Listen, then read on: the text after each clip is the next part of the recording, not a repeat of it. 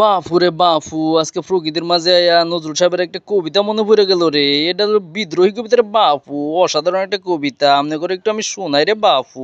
থাকবো না কেউ বদ্ধ করে, দেখবো এবার জগৎটাকে কেমন করে ঘুরছে মানুষ যুগান্তরের ঘূর্ণি পাকে। দেশ হতে দেশ দেশান্তরে ছুটছে তারা কেমন করে, কিসের নেশায় কেমন করে মরছে যে বীর লাখে লাখে। তো বাপুরা বুঝতেই পারতাছেন, ঘরের ভিতরে বয়ে থাকলে চলবো না। এখন সময় হয়েছে আমাদের, আমরা যদি ঘরের বাইরে না বাড়ি তাহলে বাইরে বুকেটা বুঝতেই পারতাছেন যে অনেক বেশি ঘরের বাইরে থাকতে হইব। তো বন্ধুরা, ঘরের বাইরে থাকতে হবে বলতে আমি কিন্তু ওইটা বুঝাই না যে সারাদিন ঘরের বাইরে থাকতে হইব। ঘরের বাইরে থাকা মানে হচ্ছে গিয়া যে আপনি মনে করেন যে আপনার লেখাপড়া শেষ করে, আপনার কাজ কাম শেষ করে পরের যে এক্সট্রা সময়টা আছে এই এক্সট্রা সময়টা আপনি বাইরে দেন, আপনি এমন সবুজ প্রকৃতিটা উপভোগ করেন। আপনি যদি ঘরের ভিতরে সারাদিন বসে থাকেন তাহলে কিন্তু আপনার মনে একটা ক্লান্তি থাকবো, মনের একটা বিষাদ থাকবে। যে বিষাদটা কাটানোর জন্য হলে অন্তত পক্ষে আপনার বাইরে আসার দরকার। বুঝতে পারতেছেন তো বাবুরা, আমি আপনাদের করে কি কইতে চাইতাছি। অসাধারণ কিন্তু একটা পরিবেশ, আমার কিন্তু খুব ভাল লাগে এমন পরিবেশ দেখতে। আমি সব সময় নজরুলের কবিতাগুলা খুব ভালোভাবে পড়ার চেষ্টা করি, যদিও ওরকম ভাবে আমার পড়া হয়ে ওঠে না, কিন্তু তারপর আমি চেষ্টা করি পড়ার জন্য। আর নজরুল সাহেবের কবিতা তো হলো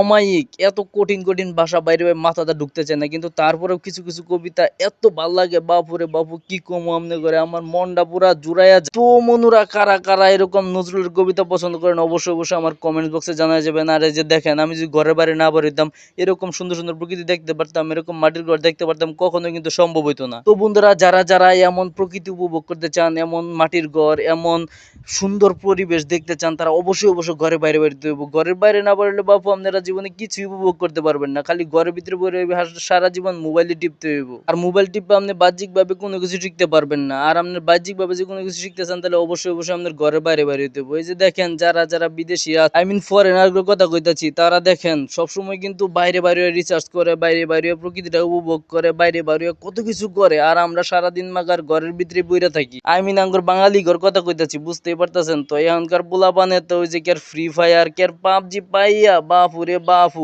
সারাদিনই ঘরের ভিতরে বইরা থাকে। তাগর কোনো টেনশনই নাই, তারা মনে হয় দুনিয়াটা ভুললেই গেছে। তারা তাগর আসলে দুনিয়াটা এখন দুনিয়া লাগে না, তারা দুনিয়াটারে মনে করে কি যে ফ্রি ফায়ার আর পাবজি জগৎ। যাই হোক বন্ধুরা, আমি যেটা কইতাছি আমনে করে, আপনারা কিন্তু বেশি বেশি বাইরে বাড়িবেন। তাই এখন যদি বাইরে না পারেন তাহলে বয়সকালে বাইরে বাড়িতে পারবেন নাকি? কোনানে যেতে পারবেন না বাপুরে বাপু। বয়সকালে আপনি 2 মিনিট হাঁটলে দেখবেন যে হাঁপায়ে গেছে, নিজে চলার মতো শক্তি পাইবেন না। ওই সময় কি আপনি ঘুরতে পারবেন? ঘোরার সময় তো এখন এখন ঘুরতে হইব। লেখাপড়ার পাশাপাশি নিজের কাজ কাম সেরে তারপরে আপনার প্রকৃতির মাঝে বাড়ি হইতে হইব। আপনি যদি সারাদিন কাজ কাম শেষ করলেন, পড়ালেখা শেষ করলেন, পরে আবার এর মোবাইলে সময় দিতেছেন, তাহলে তো এই সময় দেওয়ার কোনো, আপনি সারাদিন ডারে কাজে খাড়া করেন, সারাদিনে আপনি মিনিমাম আধা ঘন্টা হলেও হাঁটাহাঁটি করেন, আধা ঘন্টা হলেও প্রকৃতির মাঝে সবুজটা একটু দেখেন। 10 মিনিটের জন্য মোবাইলটা একটু সাইডে রেখে সবুজ প্রকৃতির মাঝে একটু তাকায় দেখেন, দেখবেন সবুজ প্রকৃতি দেখলে আপনার চোখটা ফ্রেশ হয়ে যায়। বর্তমানের তো বেশিরভাগ পোলাপানেরই চোখে চশমা লাগিয়ে, এর একটাই কারণ কি জানেন? এটা হচ্ছে বেশি বেশি মোবাইল দেখা। বেশি বেশি মোবাইল দেখার কারণে বর্তমান জেনারেশনের এই